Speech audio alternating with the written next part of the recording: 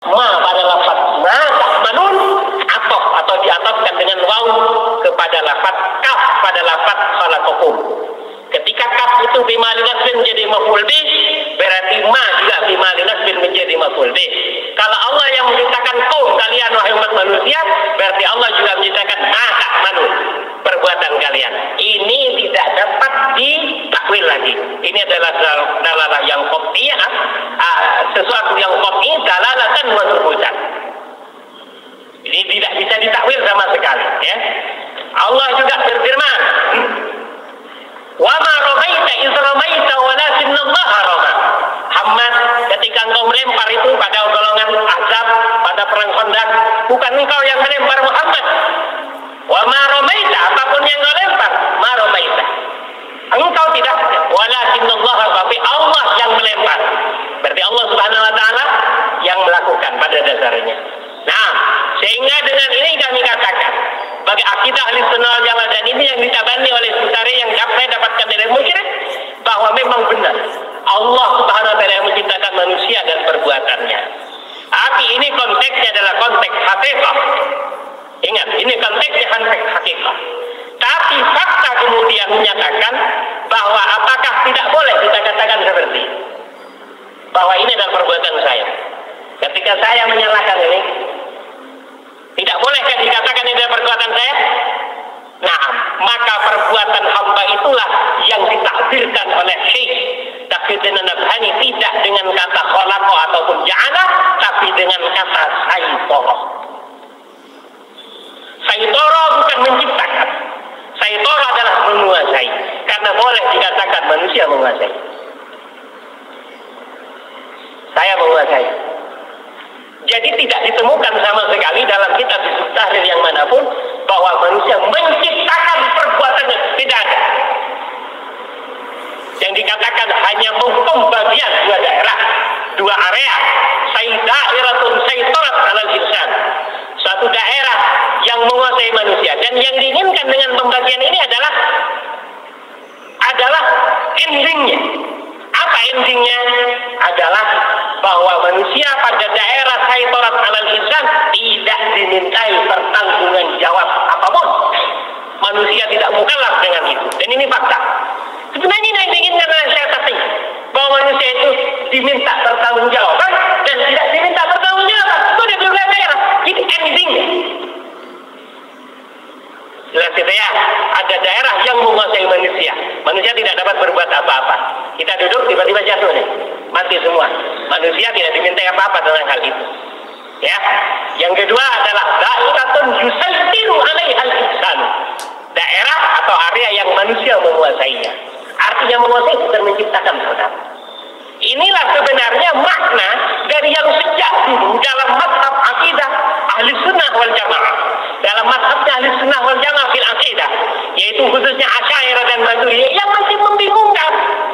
Ketika mereka katakan begini, dalam kitab-kitab tauhid ya, katakan begini, bahwa manusia yang melakukan, Allah yang menciptakan sesuai dengan ilmunya Allah yang qadim dan azali. Ya, saya yang melakukan, Allah yang menciptakan sesuai dengan ilmunya Allah yang qadim dan azali. Ini adalah akidah yang lurus, yang benar. Tapi membingungkan bagi kita orang awam. Jadi kita yang benar. Kita yang melakukan memang. Allah yang menciptakan perbuatan itu. Karena Allah berfirman, "Wallahu khalaqakum wa ma ta'malun." Jelas. Sesuai dengan ilmunya Allah yang qadim. Karena ilmunya Allah adalah sifat Allah. Sifat Allah sama dengan zatnya Allah. Zatnya Allah adalah qadimah. Berarti sifatnya Allah adalah qadimah dan azaliyah. Sejak dahulu kala sebelum ada segala sesuatu dan memang tidak ada awalnya, Allah telah tahu manusia akan melakukan sekian. Jelas ini? Nah, sama. Itu juga yang saya dapatkan dari musyrik saya. Tidak ada perbedaan. Cuman kemudian lebih jelas lagi ketika orang-orang Asy'ariyah mengatakan, lalu apa yang membuat kita melakukan? Kalau yang membuat kita memencet tombol ini, padahal kita dengan kalau salah mencet tombol ini keluar konten-konten yang tidak benar, diminta pertanggungjawaban jika benar kita dapat pahala. Ayo, padahal Allah yang melakukan. Ayo. Asy'ariyah mengatakan ada sifatun ikhtiyariyatun, ada sifat ikhtiyariyah yang diformulasi khusus oleh Allah kepada hamba. Nah, ini sangat membingungkan pada kita. Ketika muncul seorang mujaddid, Al-Imam Syekh Al-Allamah Taqiyuddin An-Nabhani mengatakan itu sebenarnya dari dua daerah. Jelas semuanya. Jadi manusia itu menguasai. Nah, menguasai inilah apa yang dikatakan oleh mereka sebagai sifatun ikhtiyariyatun. Apa bedanya kemudian? Ini yang saya sampaikan. Lalu ngomong ke saya, antum kan masih terpengaruh. Loh, ini kan muslim saya. Jadi gunanya ada jalan transmisi yang seperti ini. Gunanya ada tanah yang seperti ini. Tidak ngarang saya ini. Dan bukan karena terpengaruh. Karena memang sama pada hakikatnya. Kita Ahlussunnah wal Jamaah. Kita bukan Mu'tazilah. Baik Mu'tazilah pertama maupun Mu'tazilah kedua. Karena Mu'tazilah ada dua fase.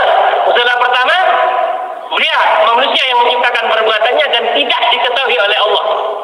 Mu'tazilah kedua lebih lebih ringan. Dia yang menciptakan, tapi Allah juga ikut mengetahui. Kita enggak. Nah ya, insyaallah cukup. Kalau mau lebih di pondok, insyaallah ya. Nah, yang selanjutnya ketiga, al-ismah. Ai ismatul anbiya wa rusul. Hal qabla al-bi'tsah aw ba'daha? Kemakzuman para rasul ini apakah setelah bi'tsah, setelah diangkat ataukah sejak awal? Ya. Ini masalah khilafiyah, saudara. Memang ini ranahnya akidah, tapi akidah itu ada dua. Ada akidah sifatnya usul, ada akidah sifatnya furu'. Akidah yang sifatnya usul tidak boleh berbeda satu dengan yang lain. Karena prinsip Allah itu satu. Nabi Muhammad adalah nabi terakhir yang diutus oleh Allah. Quran itu begini. Bahwa ada mughayyabat perkara-perkara gaib yang wajib diimani, termasuk adanya surat, adanya neraka, adanya yang nikmat dan segala macam di surga dan di neraka nantinya. Ini namanya usul. Tidak boleh berbeda kaum muslimin dalam hal ini. Jika berbeda, masuk ke ranah apa yang kita katakan kufur. Ya, karena masalahnya adalah prinsip. Dengan yang kedua, akidah secara furu'. Ini masalah perbedaan. Nah, pertanyaan saya, siapa yang mengatakan bahwa Al-Imam Izzuddin bin Abdissalam bukan ulama Ahlussunnah wal Jamaah? Monggo. Izzuddin bin Abdissalam yang terkenal dengan nama Sultanul Ulama, guru dari Al-Imam Abul Abbas Ahmad Al-Qarazi Al-Maliki. Siapa yang mengatakan dia bukan Ahlussunnah wal Jamaah? Ayo, siapa yang berani mengatakan Al-Imam Izzuddin bin Abdissalam bukan Ahlussunnah wal Jamaah? Semua sepakat beliau Sultanul Ulama min Ahlussunnah wal Jamaah dan pembesar dari mazhab Al-Imam Syafi'i pada zamannya. Beliau bisa intervensi pada daulah pada saat itu. Nah, beliau yang punya kapasitas seperti inilah yang mengatakan bahwa Rasul itu tidak maksum ketika belum dibi'tsah. Itu masalah khilafiyah. Jadi jangan ini masalah khilafiyah. Kenapa bisa mungkin muncul khilafiyah pada ini masalah ini? Nah, ini akidah tapi min haitsul furu'nya akidah. Bukan al-aqidah min haitsul usul. Itu saja berbeda. Nah, tentunya perbedaan-perbedaan itu tidak dianggap kecuali mempunyai dasar-dasar. Kecuali punya nazar yang bagus. Apa ininya? Apa ya? Dikatakan oleh penyair, "Laisa kullu khilafin ja'a mu'tabara, illa khilafun lahu hadzun minan nazar." Tidak semua khilaf dianggap. Khilaf itu dianggap kalau ada nalarnya, artinya ada dalilnya. Pertanyaannya, apakah yang mendasari orang yang mengatakan bahwa para rasul itu tidak maksum sejak sebelum dibi'tsah, tapi maksum berlaku kemudian setelah dia dibi'tsah, diangkat, ya? Jawabannya, apa yang akan Anda katakan tentang Nabi Musa yang membunuh seorang laki-laki dari Bani Israel, yang kemudian beliau lari kematian disambut oleh diceritakan dalam logat tentang pembunuhan itu. Jelas. Lalu pada keesokan harinya, ya, Musa kemudian mau membunuh orang lain. Kemudian, apakah engkau akan menjadi jabbar di muka bumi seperti engkau membunuh orang kemarin? Kemudian rajulun min aqsal Madinah. Datanglah seorang laki-laki yang memberi saran. Ada. Nah, sekarang pertanyaan saya, pembunuhan ini, ya, yang dilakukan oleh Musa bin Imran, tentunya sebelum jadi nabi. Pembunuhan ini pada syariatnya Bani Israel boleh apa enggak?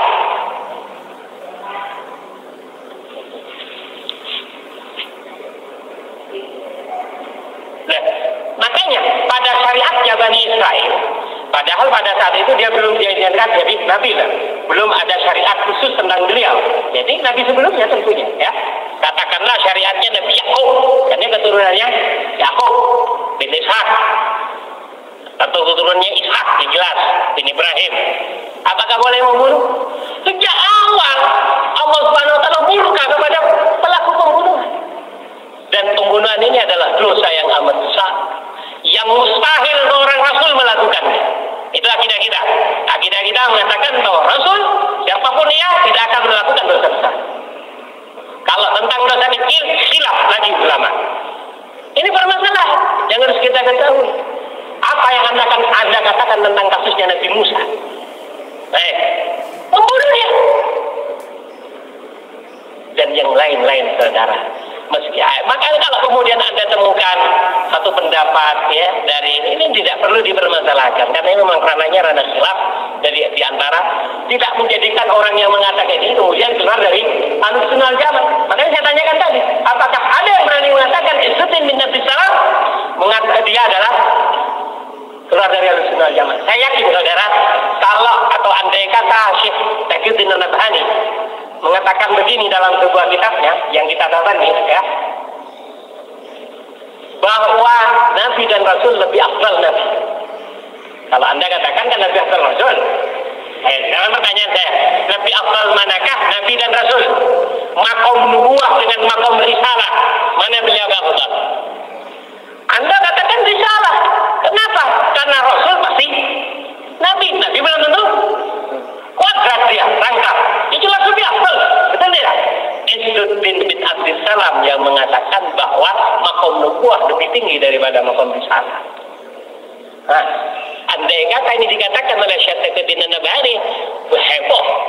Tapi ketika dinyatakan oleh orang lain, kapasitasnya seperti beliau, Izzuddin bin Abdus Salam, Sultan bin Salatinil Ilm, ya, dia mana suaranya? Nah, mana suaranya? Inilah dia, ya. Berarti apa masalahnya? Hasud atau hikit? Masalahnya adalah hasud atau hikit? Hikit, penyakit hasud, ya. Nah, tidak percaya atau tidak mengakui fadilah atau keutamaan ulama lain. Ya, itu insya Allah cukup, ya. Nah, waktunya juga. Jadi Nabi dan Rasul tentang ismahnya, apakah kemudian qabla al-ba'ts atau ba'da al-ba'ts, khilaf ulama. Syekh Taqi mengatakan begitu, ada di ini juga apa? Nizamul Islam, ya. Nah, tidak salah di sana, ya. Apakah saya hanya mendengar keterangan dari musyrik, Allah Ta'ala, ya. Selanjutnya apa yang keempat? Ijma, mengingkari ijma. Oh, bukan mengingkari ijma, saudara, ya. Bukan mengingkari ijma. Jadi masalahnya kemudian begini, ada pertimbangan, ya. Saya pernah seminar tentang ijma ini, ya, bersama ulama ummah yang diprakarsai oleh Hizbut Tahrir di mana? Surabaya. Di Surabaya, ya. Jadi bukan begitu masalahnya, bukan mengingkari ijma, tapi mencari ijma yang paling layak untuk diijmakan. Karena ijma itu adalah harga mati, saudara. Makanya saya katakan madhabus sahabi bukan dalil. Madhabus sahabi bukan dalil, tapi madhabus sahabah dalil. Karena madhabus sahabah inilah yang dikatakan ijma. Dan ijma yang paling layak muncul dari orang yang paling sedikit kesalahannya. Di antara umat ini setelah Rasulullah yang paling sedikit kesalahannya siapa? Sahabat. Ya, yang kedua, apakah Anda berani mencontohkan ada ijma yang tidak muncul dari sahabat? Monggo. ijma'nya ulama tidak ada pada zaman sahabat.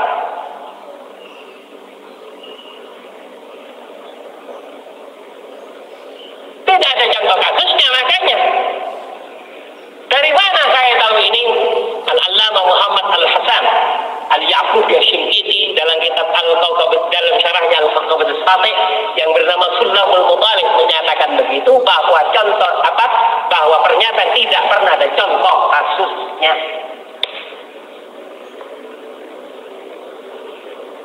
Yang kedua, kalau diijma'kan oleh sahabat otomatis menjadi ijma'nya ulama, karena ulama tidak akan mencari bahaya dengan menyalahi ijma'nya sahabat. Jadi sebenarnya bukan mengingkari ijma'nya ulama dengan megang buntut gitu. Disebutkan itu megang buntut. Kalau sudah kena buntut, malah kena gitu. Artinya sahabat kalau sudah pegang ijma' sahabat yang sebenarnya ijma', dengan otomatis ulama itu juga masuk di dalamnya gitu. Jadi paham? Saya pernah seminar ijma' di Surabaya, asrama haji. Ya ini kayak gini. Nah, ya, ngotot ada bulan dari Malang ke Selatan sana, kurban besar, ya. Yai,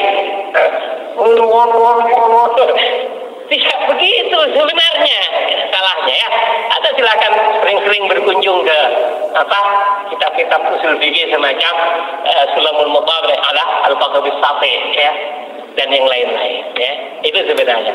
Tapi andai kata ada yang mengatakan ijma' itu adalah ijma'ul ulama atau ya betul. Karena mereka tidak mungkin telah dari sahabat. Kalau macam-macam telah dari sahabat, sejak awal tidak katakan bersama. Tidak akan. Nah, tidak akan berani. Ya, itu mungkin yang dapat saya sampaikan. Waktu juga tidak mengizinkan ya. Nah, sudah pukul 11 dan saya tidak ada pertanyaan lagi. Ya, sudah langsung closing aja ya. Nah, masih ada 5 menit lagi. 5 menit ya.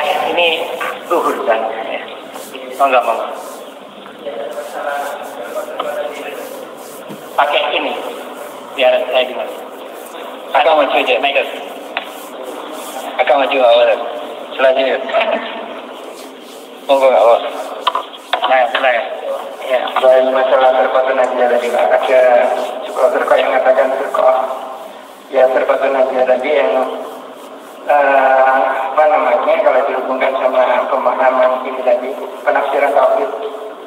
Yang barusan akhir-akhir ini kan ada itu masalah akidah Ahlussunnah wal Jamaah itu yang bid'ahnya. Ya. Nah itu ada di Saudi itu nggak masuk di kategori ini. Apa yang menurut jenengan yang salah, apanya di trilogi ini pengetahuan yang Wahabi itu aja. Terima kasih. Oke ya, sebentar ya, mohon sabar. Ini karena penting sekali. Baru-baru ini ada seminar besar ulama internasional di Chechnya. Dari Indonesia ini menghadirkan wakil kita dari Kota Badia Batu, Al-Habib Jamal bin Ahmad Bagil. Ya. Alhamdulillah kita mendelegasikan. Tapi alhamdulillah ketika berkumpul termasuk guru saya datang, Al-Allamah Profesor Dr. Muhammad Al-Amin Muhammadin Al-Hafiz Asy-Shinqiti. Beliau datang. Ya.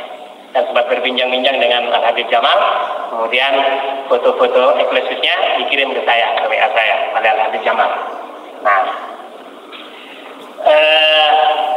itu lebih kepada semacam kita di Indonesia. Makanya lebih kepada tradisional begitu ya. Atau wakidahnya Asy'ariyah yang Asy'ariyah mutlak begitu.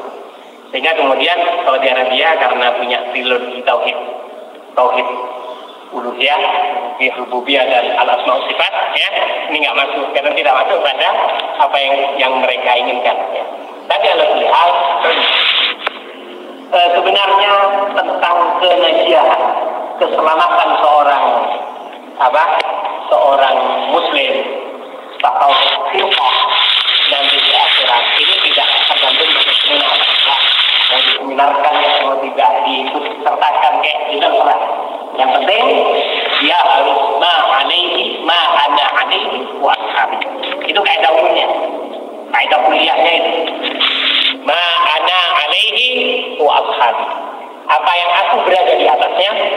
para sahabat. Tinggal tanyakan kepada diri sendiri, apakah Anda sudah di atas manhaj nubuwah? Apakah sekarang Anda menghirup udara dengan udara seperti zaman nubuwah dan zaman al-khulafa ar-rasyidun? Nah, itu saja pertanyaannya ya. Apakah Anda termasuk orang yang rela terhadap manhaj yang ada sekarang, terhadap sistem yang ada sekarang, ataukah tidak? Tuh. Yang kedua, wa ashabi, dan sahabat-sahabat. Apakah Anda kemudian mengikuti para sahabat Rasulullah SAW dalam segala halnya? Nah, ini sebenarnya. Jadi kalau Anda mengikuti Rasulullah dan para sahabat Rasulullah SAW, Anda termasuk firqah najiyah, walaupun tidak diunding gajahnya, walaupun tidak diajak rundingan di sana dan kecehnya. Kita bikin juga nggak apa-apa di Indonesia ya. Nah, insya Allah gitu. Jadi masalahnya bukan masalah, tidak ada masalah mau diundang katanya, atau masalahnya adalah semata-mata politik. Nah, ada hal-hal yang sifatnya politis di sana sehingga Saudi Arabia tidak diikutkan. Nah, jadi bukan saya kemudian, ini pro Raja Salman ya, karena mau datang itu saya membela-bela. Nah, tidak, bukan karena itu ya, tapi karena murni bahwa firqah najiyah tidak untuk diluruskan, tapi untuk dicari tahu lalu kemudian diikuti. Ma'ana alaihi wa ashabi. Saya dipahami? Nah, itu saja insyaallah yang dapat saya sampaikan. Semoga bermanfaat. Semoga kita menjadi hamba-hamba Allah yang saleh, kemudian menjadi pengikut Rasulullah SAW yang setia. Amin ya rabbal alamin. Ihdinas siratal mustaqim. Akhiran, wassalamualaikum warahmatullahi wabarakatuh. Waalaikumsalam warahmatullahi wabarakatuh.